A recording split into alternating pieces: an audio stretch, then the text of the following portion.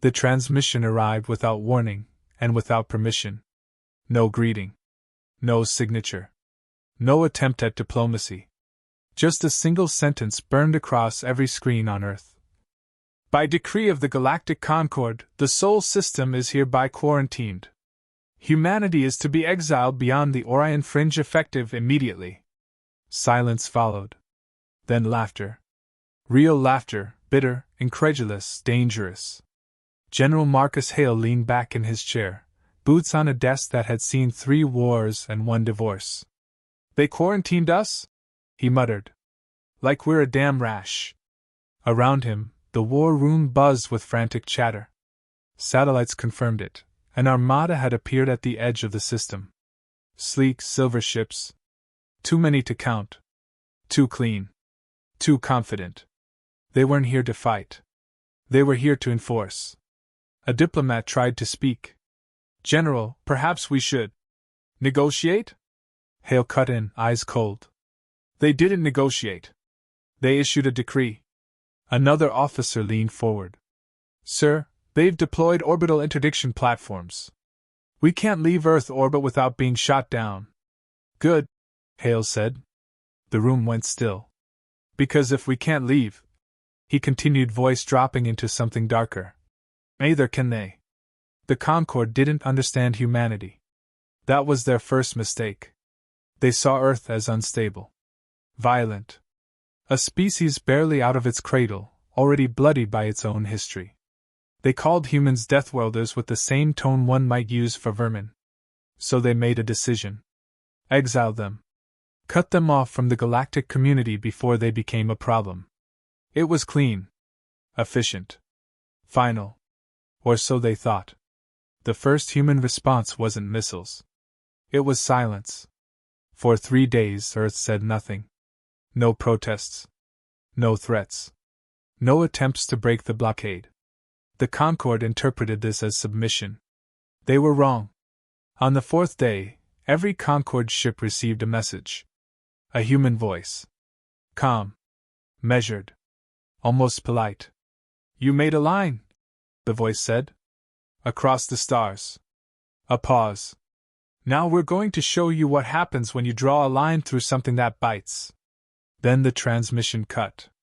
Commander Virek of the Concord fleet frowned at the replay. Primitive bravado, he said. They're bluffing. His aide hesitated. Sir, we're detecting unusual energy fluctuations from Earth's surface. Define unusual.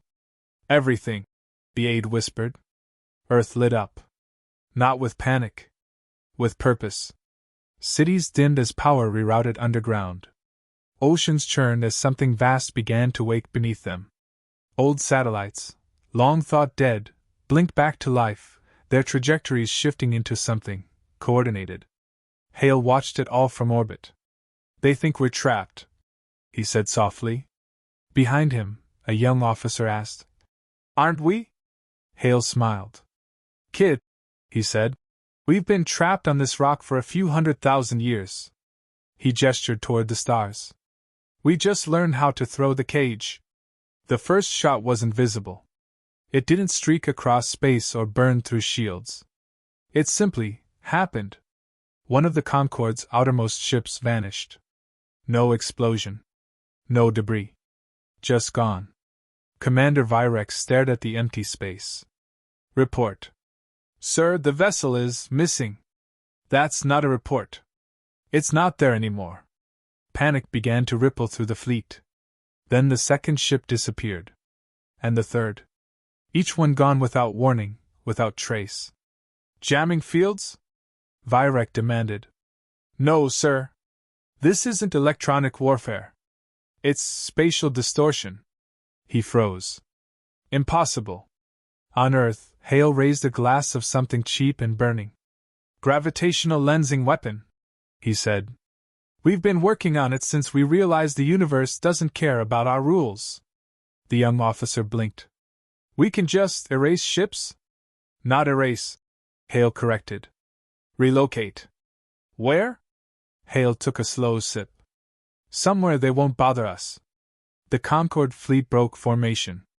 Ships scattered, trying to evade an enemy they couldn't see. It didn't help. One by one they vanished. Panic turned to chaos. Chaos turned to desperation. And then, finally, retaliation.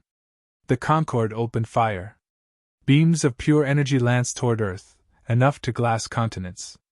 Hale watched the incoming barrage without flinching. Activate it. The sky bent. That was the only way to describe it. The beams didn't hit Earth. They curved. Warped. Folded around the planet like light around a black hole. And then they were gone. Redirected. Back toward the fleet. Commander Vyrek didn't have time to scream. The blockade was broken. But the message had only just begun. Hale set his glass down. "No," he said, voice hardening. "We go on offense." The officer hesitated. "Sir, they outnumber us. Their empire spans thousands of systems." Hale nodded. "Good," he said. "More targets." Far beyond the Sol system, deep in the heart of Concorde territory, alarms began to ring. Humanity had drawn a line. And they were about to cross it. The Concorde Council did not believe in fear. That was their official doctrine. Fear, they claimed, was a primitive biological flaw, something evolved species discarded on the path to civilization. So when the reports came in, entire fleets disappearing, weapons turning back on their owners, human origin signatures appearing inside secure Concorde space, they didn't call it fear. They called it anomaly escalation, a softer word for a harsher truth. They were losing control. On Earth, control was no longer the goal. Survival had been replaced by something sharper. Revenge, yes, but also curiosity. Because once humanity realized the galaxy had tried to exile them, something strange happened. They stopped asking why. And started asking how far? General Marcus Hale stood in the underground command cathedral beneath what used to be Geneva. The walls were alive with holographic war maps stretching across hundreds of star systems now accessible through newly stabilized microjumps. A technician approached him cautiously. "Sir, the first forward insertion teams are ready." "Teams?" Hale raised an eyebrow. The technician hesitated. "They're insisting on calling themselves teams, sir." From the shadows, a voice called out. "Because Angels of Quiet Escalation didn't fit on the patches." A woman stepped forward, Captain Elira Sato. Special Operations, or what remained of it after the Concorde blockade forced Earth to adapt. She smiled like someone who had stopped believing in permission a long time ago. "We've mapped 17 Concorde relay hubs," she said. "They're not expecting us inside their network spine." "Of course they're not," Hale said. "They think exile means distance." Sato tilted her head. "And what does it mean to us?" Hale looked at the map. Then at the stars. Opportunity. The first human strike into Concorde space was not a battle. It was a theft. No alarms triggered. No defenses activated. A research station orbiting a gas giant simply went dark. When it came back online, 3 minutes later, every system was rewritten. The Concorde personnel on board were alive. Confused. And suddenly very, very unemployed. A message flashed across their consoles. "Property redistribution initiated. Please vacate the premises." One of them reportedly fainted. Another tried to shoot the screen. The bullet ricocheted into a coffee machine. The Concorde finally reacted the way empires always do when confused. They escalated. War fleets were deployed to sanitize affected systems. Entire sectors were declared contaminated by human interference. But every fleet they sent didn't come back. Not destroyed. Not defeated. Just redirected. Ships would enter jump space and emerge in empty regions. Some near dead stars.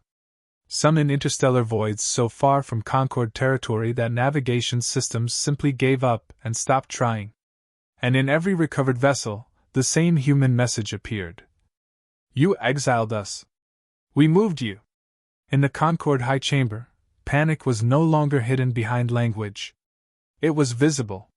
Speaker Drell slammed a clawed fist onto the table. "They are not a minor species," They were classified as pre-FTL, another protested. Barely unified. Barely space-faring.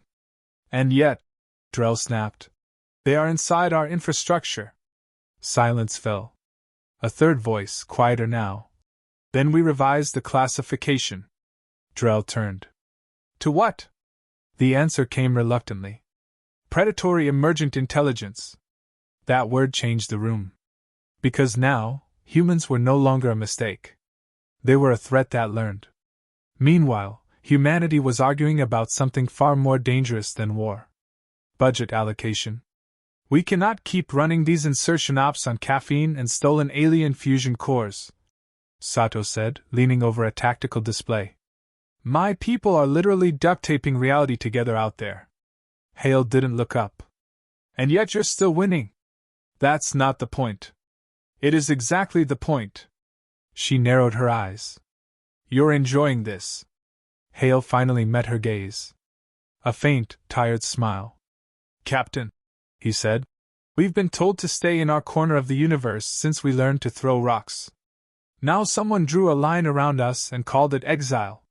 He leaned forward. So yes. I'm enjoying watching them realize we don't respect fences. The Concord attempted something new. Diplomacy. A broadcast was sent towards Sol's system under a white flag protocol older than their empire itself. It arrived in Earth orbit, encrypted, formal, carefully worded. We propose cessation of hostile incursions. Humanity will be granted limited sector autonomy under Concord's supervision. The response came in under 12 seconds. Not from Earth. From inside their own transmission relay. A human voice again. Calm. Almost amused. Supervision? The voice said. You tried exile. Then you tried force. Now you want babysitting rights? A pause. Then. No. The transmission ended. And the relay station itself vanished from Concord charts. That was when the Concord realized something terrifying. Humanity wasn't just retaliating. They were learning faster than the Concord could adapt. Every tactic used against them was studied, repurposed, improved. They didn't just survive pressure. They optimized under it. In a stolen Concord data core, Sato found something unexpected. She frowned. Sir, you need to see this. Hale stepped closer. The file was old. Older than most Concord records. It was a classification note. Early Concord contact log, PRE Exile era. Hale read it once. Then twice. Then slowly leaned back.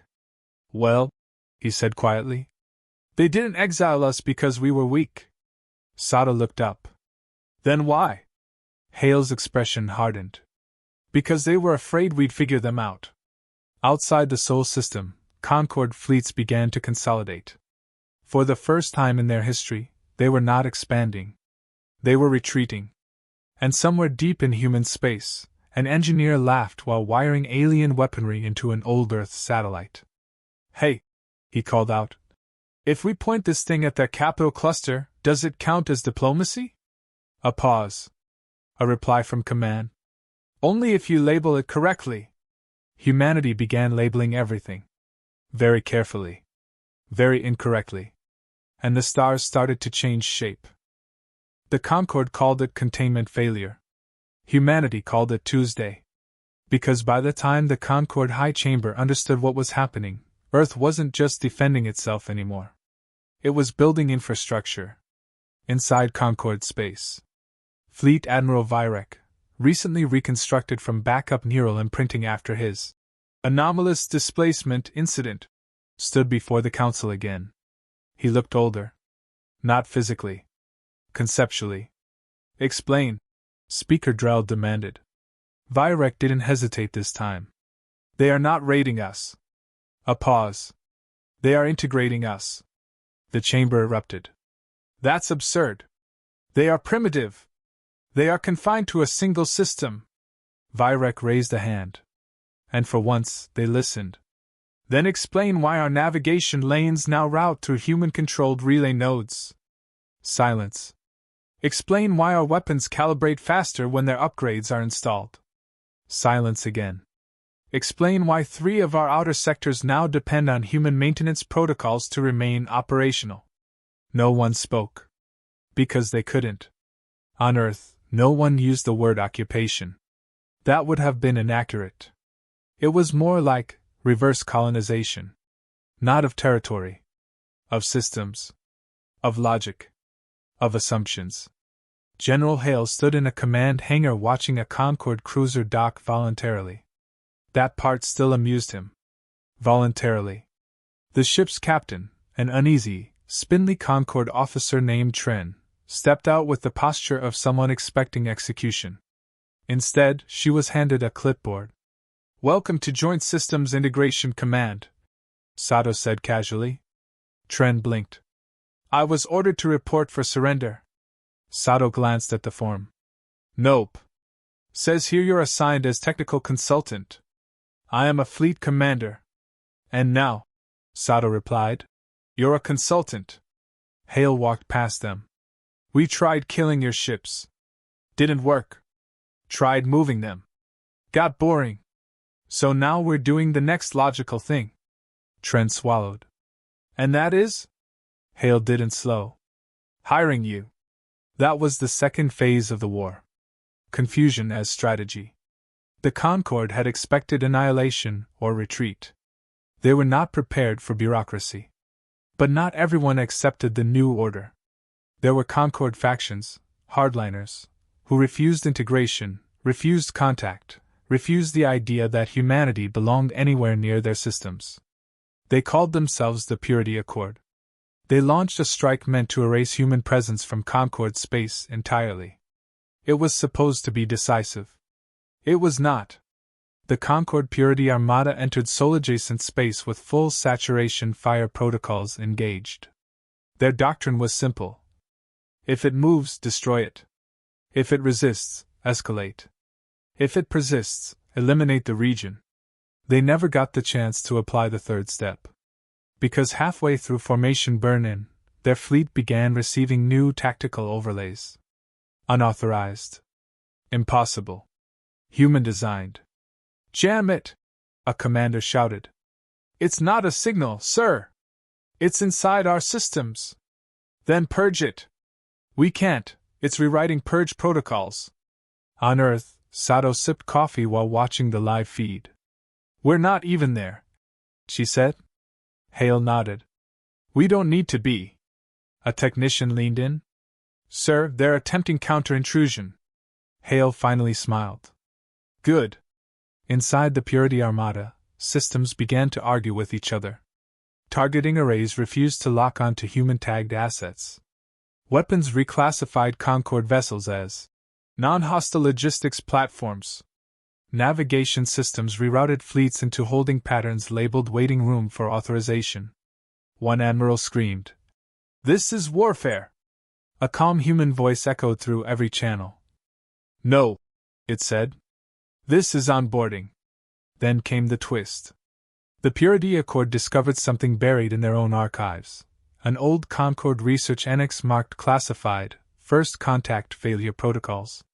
It detailed early encounters with humanity. Not as primitives. Not as deathworlders. But as something else entirely. A species that had once been approached peacefully. A species that had offered trade. A species that had been rejected, not for aggression, but for unpredictability. The final line of the archive chilled even Concorde hardliners. "Humanity cannot be directed. Only engaged." Speaker Drell read the file in silence. Then slowly looked up. "They knew." Vyrek frowned. "Knew what?" Drell's voice dropped. "That we were never in control of first contact. Back in Sol space, humanity decided it was time to clarify intent. A broadcast was sent across all Concorde networks. No encryption. No military encoding. Just a simple message. You tried exile. We build bridges. You tried war. We built systems. You tried erasure. We built infrastructure." A pause. Then, "So what now?" The Concorde expected a threat. Instead, they received an invitation. Coordinates followed. A meeting point.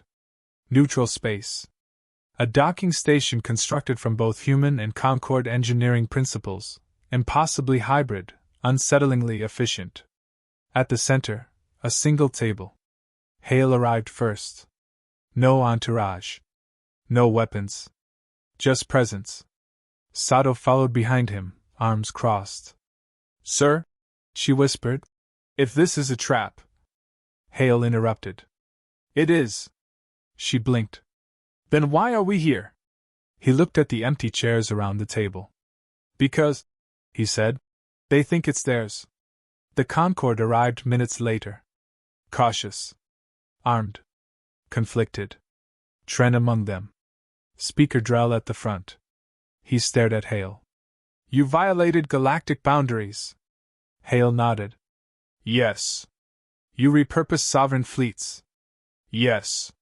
"You embedded yourselves inside our systems." "Yes."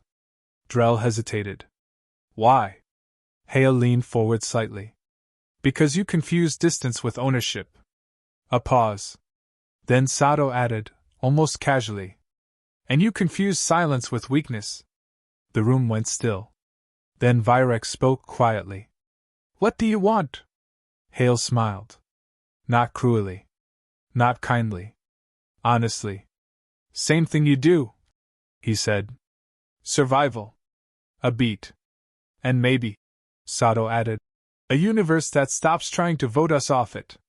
Outside the station, stars flickered. Two civilizations that had tried to erase each other now sat at the same table. Not in peace. Not in war. Something far more unstable.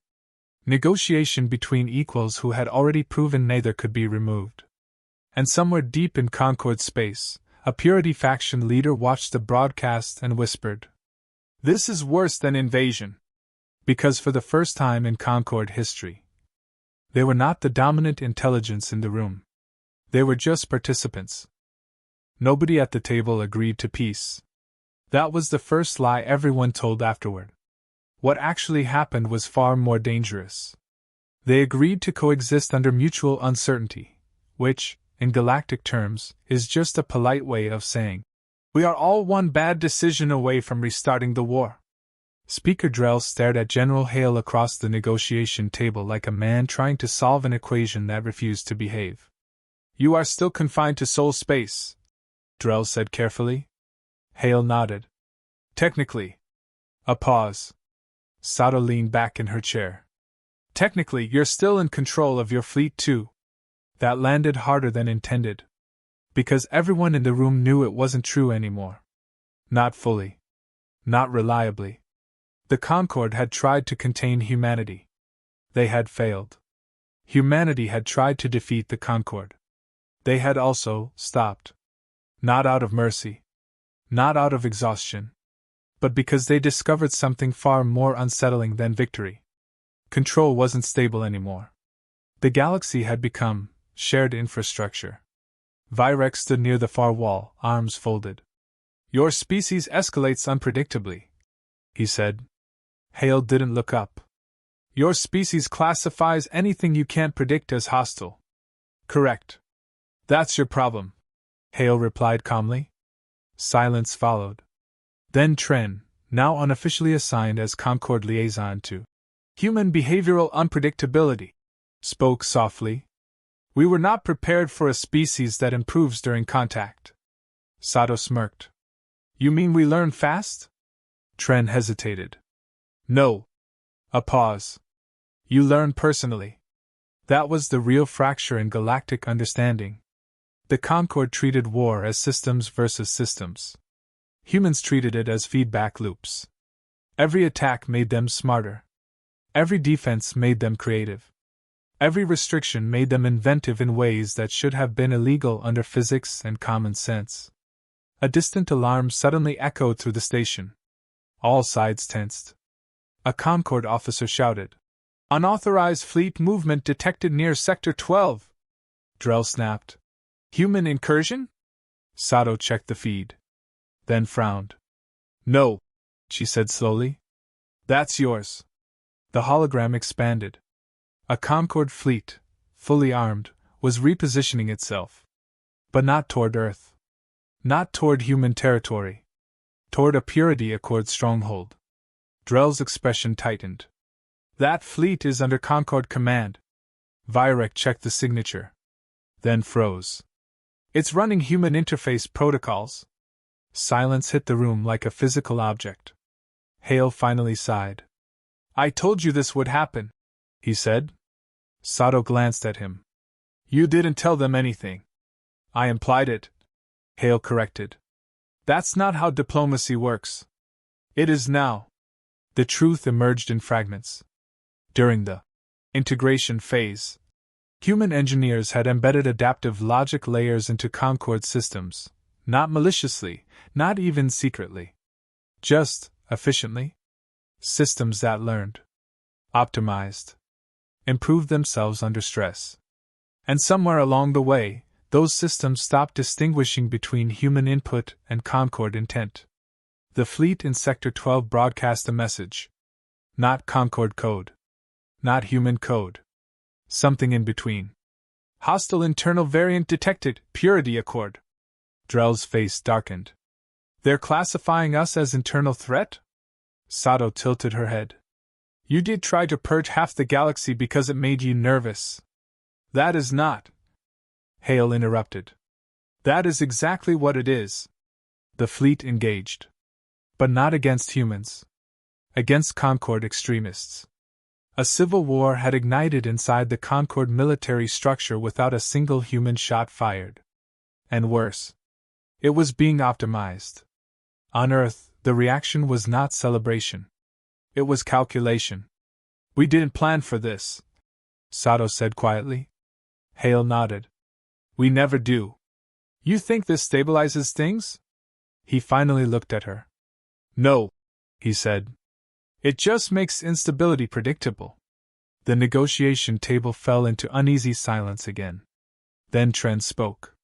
If your systems are inside ours. Sato nodded. Yes. And our systems are inside yours. Yes. Drell's voice tightened. Then who commands what remains? Hale leaned back. For a moment, he looked tired. Not defeated. Just aware of scale. That's the wrong question, he said. Everyone turned to him. He continued. Command implies separation. A pause. We don't have separation anymore. Outside the station, Concord fleets shifted. Human satellites adjusted. Communication relays translated intention faster than language. Weapons systems paused mid-calibration as conflicting authority layers resolved into something neither side fully controlled. The galaxy was no longer divided. It was entangled. And that's when the final twist revealed itself. A Purity Accord broadcast broke into every channel. Not military. Not diplomatic. Panic-coded. We are losing identity integrity across command structures. Human influence is irreversible. Recommend total system purge. Drell whispered. They would destroy everything rather than integrate. Hale nodded. Yes. And you are not stopping them? Hale looked at him. We tried stopping empires before. A pause. They tend to call it genocide afterward. Sato stood. Sir, she said, we have options. Hale raised an eyebrow. We always do. We can isolate Concord systems fully. Let them collapse internally. Trent stiffened. That would kill millions. Sato didn't flinch. So would their purity purge. Silence.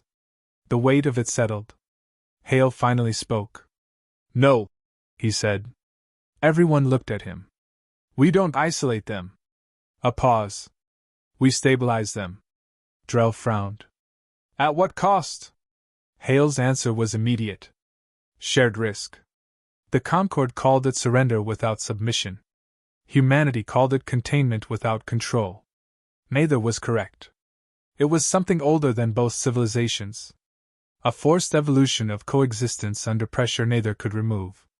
And as the fleets stabilized, and purity factions were gradually overwritten not by destruction but by systemic irrelevance, a strange realization spread across the stars. Humanity hadn't beaten the Concord. The Concord hadn't defeated humanity. They had done something far more irreversible. They had become interdependent adversaries in the same system architecture. Months later, Hale stood alone in orbit above Earth. Sato joined him quietly. "You ever think about what happens next?" she asked. Hale watched the stars. "They already did." She frowned. "Who?" "The ones who built the Concord." A pause. "The ones who left us alone in the first place." Sato glanced at him. "And?" Hale finally smiled. "They're going to be very confused when they come back." Far beyond known space, something ancient stirred. A signal long dormant flickered. Not alarm. Not warning. Recognition. Because humanity had not been exiled. Not truly. They had been observed. And now, they were no longer alone in a universe that thought it understood them. The last transmission from Earth to the Concord core network was simple. "Next time you draw a line across the stars, make sure you're not standing on both sides of it." And for the first time in galactic history, no one argued. Because everyone already understood. The line was gone. And humanity was on the other side of the universe now. Looking back,